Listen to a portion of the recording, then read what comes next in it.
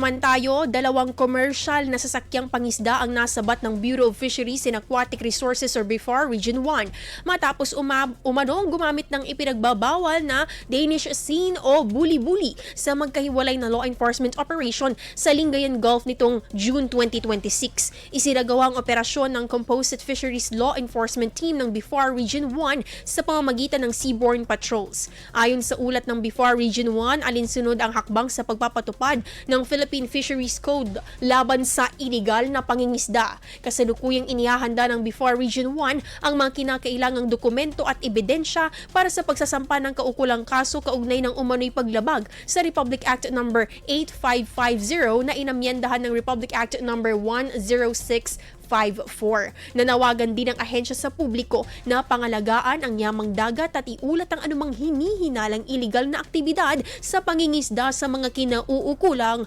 otoridad. IFM News. IFM News.